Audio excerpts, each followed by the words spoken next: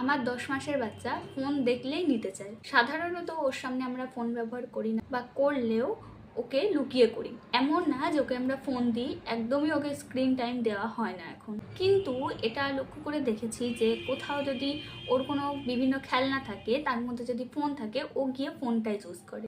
ও যখনই ফোনটা নিতে যায়, আমি ওর হাত থেকে হয় ফোনটা কেড়ে নিতাম, নাহলে আমি ফোনটা কেড়ে নিয়ে লুকিয়ে নিতাম। তো ও জেদ করতো ওই ফোনটা। ওর বয়স তখন 7 কি 8 মাস, সেই সময় এটা হতো। তো লুকিয়ে নেওয়ার পরও ওর কোনো চেঞ্জ আমি দেখতে পাচ্ছিলাম না।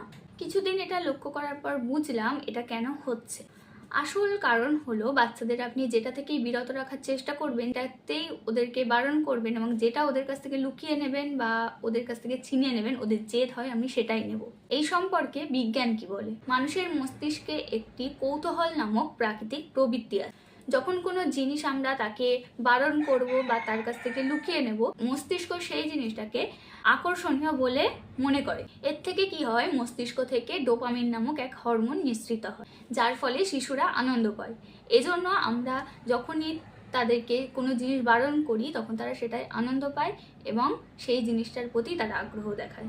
এরপর থেকে আমি যেটা করলাম, ও ফোন দেখলে বা ফোন নিতে চাইলে আমি ওকে আটকাতাম না, বারণ করতাম না। আমি স্ক্রিন অফ করে ওকে ফোনটা দিয়ে দিতাম। তখন লক্ষ্য করেছি যে ও 5 থেকে 6 সেকেন্ড ফোনটা নাড়াচাড়া করে পাশে রেখে দিত, আবার খেলনা। এমন নয় যে ও ফোন দেখে আকৃষ্ট হচ্ছে। আপনি জানেন যে ফোনটা ওর পক্ষে ভালো নয়, সেজন্য আপনি ওকে বারণ করছেন। আপনি বারণ করছেন বলেই কিন্তু ও ফোনটা নিতে চাইছে। মানে এটা না যে ও ফোনে অ্যাডিক্টেড হয়ে গেছে এই বয়সেই। সেই জন্য বাচ্চাদেরকে কোনো কিছু থেকে বিরত রাখতে হলে তাদেরকে সেই জিনিসটা ডিরেক্ট বারণ করা যাবে না। এমনভাবে বোঝাতে হবে তার নিজে থেকে আগ্রহ হারিয়ে ফেলে।